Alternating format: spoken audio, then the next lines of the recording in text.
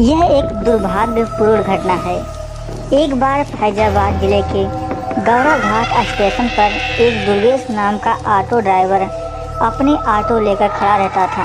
जो भी सवारी आती थी उसे वह बैठाकर उसके घर छोड़ता था और अच्छा खासा पैसा कमाता था।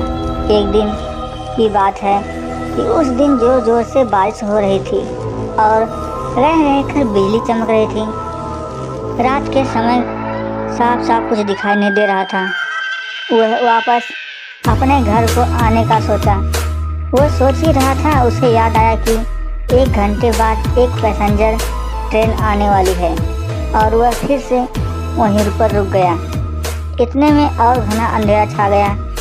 अंधेरा इतना था कि एक हाथ को दूसरा हाथ दिखाई नहीं दे रहा था। इतने में ट्रेन आ गई और बिजली रह रहकर चमक रही थी। तभी ट्रेन में से एक सुंदर सी लड़की बाहर निकली। उसकी उम्र 19 या 20 साल की होगी। उसके कंधे पर एक बैग और हाथों में सूटकेस था, मानो शहर से कोई परी आ रही हो। और वह सीधे मेरी तरफ आकर रुकी और बोली, मुझे रामपुर जाना है, कि आप मुझे वहाँ तक छोड़ देंगे? मैंने बोला, मैम साहब, अगर आप अभी चलोगी तो 700 रुपये लूँगा और अगर सुबह में चलोगी तो मैं आपसे 200 रुपये ही लूँगा। लड़की ने बोला, आप 700 रुपये ले लीजिए, लेकिन मुझे अभी ही मेरे घर पर पहुँचा दो। मैंने बोला, ठीक है, पहले 700 रुपये निकालो, फिर मैं ले चलूँगा। मैम साहब ने बोला, अभी तो मेरे पास सिर्फ 300 रुपये ही हैं, इसलिए इसे ले लो और अपने घर पहुँचने के बाद आपको 400 रुपये और दे दूँगी। मैंने बोला, ठीक है। मैम साहब को उनके घर तक ले आया और बोला कि आप जाओ और पैसा लेकर आओ। मैम साहब अंदर चली गई। आधा 1 घंटा बीत चुका था। वह अंदर से बाहर निकलने का नाम ही नहीं ले रही थी। तो मैंने सोचा, चलो मैं ही अंदर जाकर पैसा मांग लूँ। रात के करीब 3 बज चुके थे। जब मैंने घर का दरवाज़ा खटखटाया तो अंदर से एक माताजी अपनी आँखों को मलते हुए दरवाज़ा खोला और बोला, आप कौन हो? इतनी रात को क्यों आए हो और क्यों जोर जोर से आवाज़ मार रही हो? मैंने बोला कि अभी थोड़ी देर पहले मैम साहब आई थी, उन्होंने मेरा पूरा किराया नहीं दिया था, इसलिए मैं अंदर आया हूँ।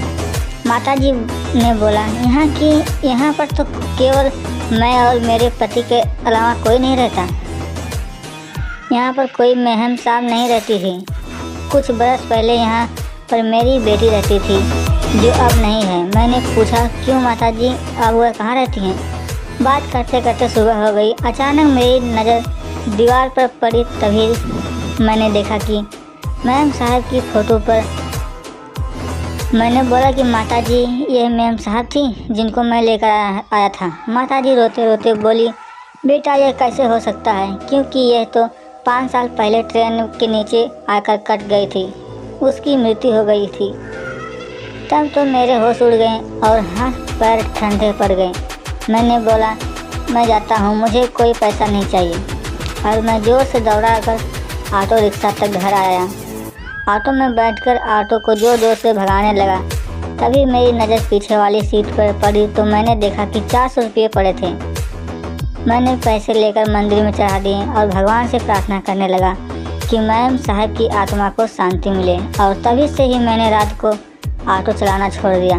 मेरी किस्मत अच्छी थी जो मैं बच गया। तो दोस्तों, इस कहानी से आप लोग कैसे सीख मिली कमेंट में ज़रूर बताएं। धन्यवाद। फिर मिलते हैं एक नई वीडियो में।